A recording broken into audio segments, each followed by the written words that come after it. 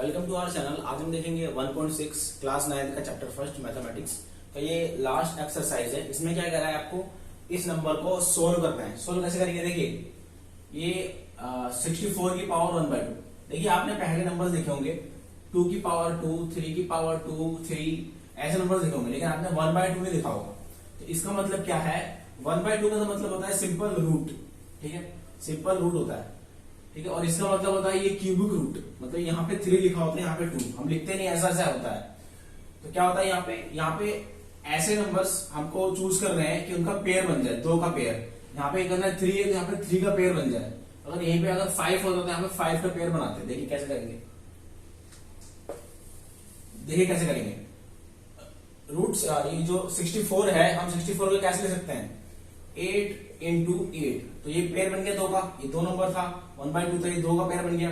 तो ये 2 का पेयर बनते ही एक बाहर निकल जाएगा और ये आपका आंसर हो जाएगा। ठीक है, ये आपका आंसर है। एक तरीका और है, ठीक है, एक तरीका क्या है, 64 को हम कैसे ले सकते हैं, 8 की पावर 2 और ये पूरा 1/2 था। ठीक है, ऐसा था ना, 8 की पावर 2 ले सकते हैं 64 को, ये 1/2 बाहर था।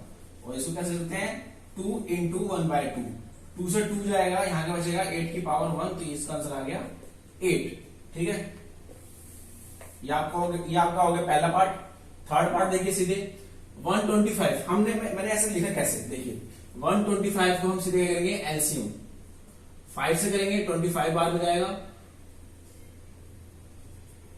फिर 5 से करेंगे ये 5 टाइम्स में जाएगा, फिर 5 से करेंगे ये 1 बार में जाएगा।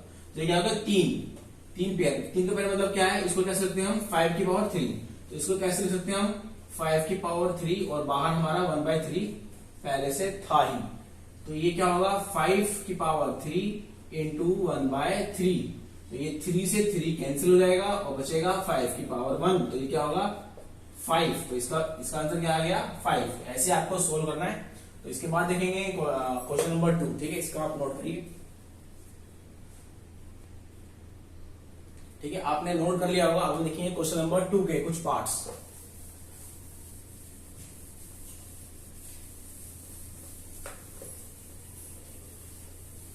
क्वेश्चन नंबर 2 देखते हैं। क्वेश्चन नंबर 2 का देखते हैं part first and last part देखते हैं। इसका लास्ट पार्ट है पार्ट 4।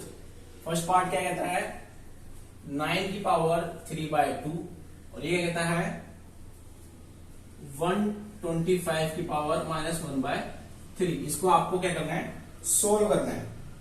अब कैसे सोल्व करेंगे आप, मैंने बताया था 9 को कैसे लिख सकते हैं, 3 की पावर 2 लिख सकते हैं कि नहीं लिख सकते, कैसे लिख सकते हैं। 9 को हम एलसीएम लेंगे तो 3 3 जा 9 और 3 1 जा 3। तो ये 2 3 आ गया, इसका मतलब क्या है 3 का स्क्वायर। तो 9 को हम ऐसे लिख सकते हैं ऐसे 9 को। तो ये तो लिखा हुआ था 9 को ऐसे लिख दिया हमने, और पहले से क्या लिखा हुआ था 3/2।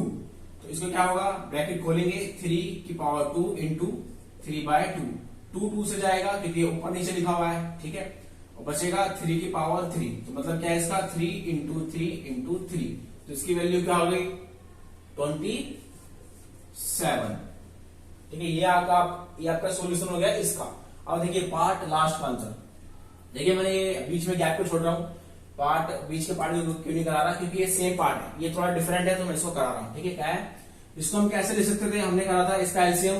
तो इसका एलसीएम करा था, क्या आया था 5 की पावर 3 आया था कि नहीं आया था, ये आया था। तो ये क्या आएगा 1/3 पहले से लिखा हुआ है। देखिए 5 की पावर 3 का मतलब क्या है, ये -1/3, ये ब्रैकेट में। अब देखिए 3 से 3 जाएगा, ये कट गया, आंसर क्या आ गया 5 की पावर -1। देखिए -1 कुछ अलग सा लग रहा है, आपने पहली बार देखा। देखिए -1 इसको हम कैसे लिख सकते हैं, 1/5 की पावर 1। इसका मतलब ये होता है, ये नंबर क्या होता है डिनोमिनेटर में चला आता है। ठीक है, और ऊपर 1 आ जाता है, इसको हम ऐसे लिखते हैं। तो इसका जो नंबर क्या जाएगा 5 1/5। तो इसका जो सॉल्यूशन है, ये आंसर क्या आ गया इसका 1/5 या 5 की पावर -1। ठीक है, ये आपका क्या हो गया आंसर हो गया। ये आपके पार्ट हो गए फर्स्ट एंड फोर्थ। और बीच के पार्ट में आपको दिक्कत आती है तो आप कमेंट बॉक्स में बताइएगा, उस क्वेश्चन का नंबर और पार्ट का नंबर लिख के हम नेक्स्ट वीडियो में उसको डिस्कस करेंगे। ठीक है, ये अभी नोट करिए, फिर हम नेक्स्ट क्वेश्चन देखते हैं। ठीक है, आपने नोट कर लिया होगा, पोस्ट करके आप नोट कर सकते हैं। अब देखेंगे हम लास्ट पार्ट। लास्ट पार्ट को हम करने से पहले कुछ रूल को, नियम को देखेंगे।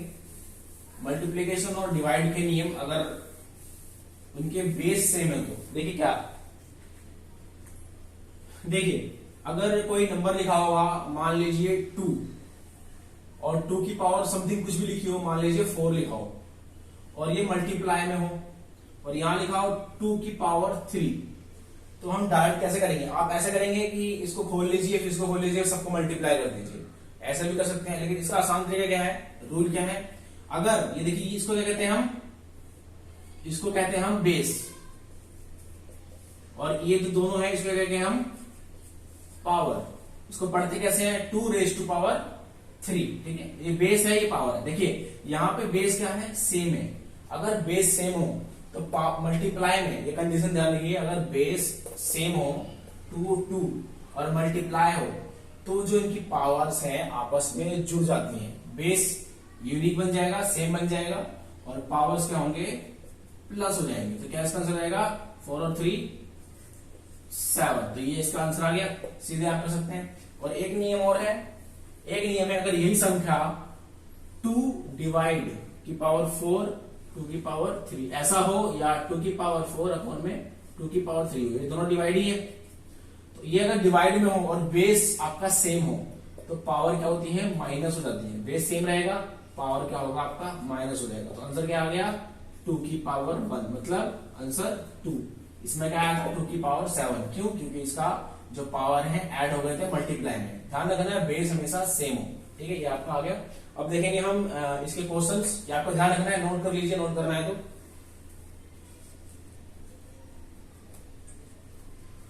ठीक है, अब देखेंगे क्वेश्चन नंबर इसका लास्ट क्वेश्चन है इस एक्सरसाइज का, फिर आपकी ये चैप्टर फर्स्ट खत्म हो जाएगा।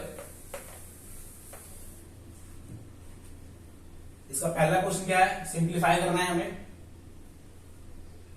2 की पावर 3/2 मल्टीप्लाई,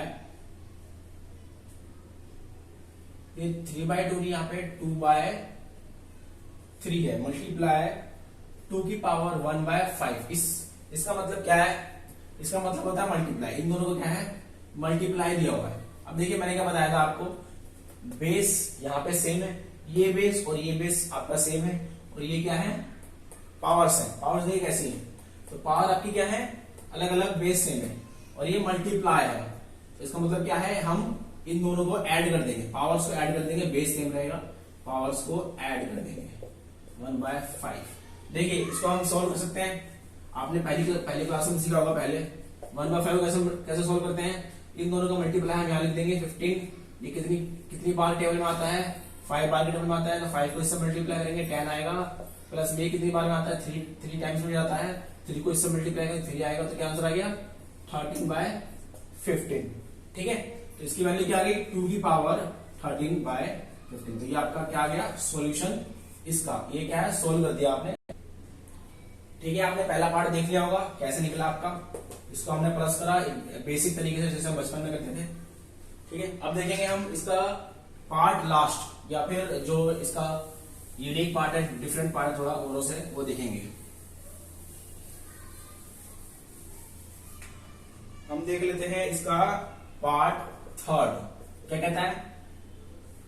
ये है 11 की पावर 1/2 और ये 11 की पावर 1/4। इसको क्या करना है? आपको सिंप्लीफाई करना है। अब मैंने बताया था आपको कि बेस सेम है, तो अगर डिवाइड में है ना, ये डिवाइड में है और बेस सेम है, तो इनकी पावर क्या होंगी? आपस में माइनस हो जाएंगी, ठीक है।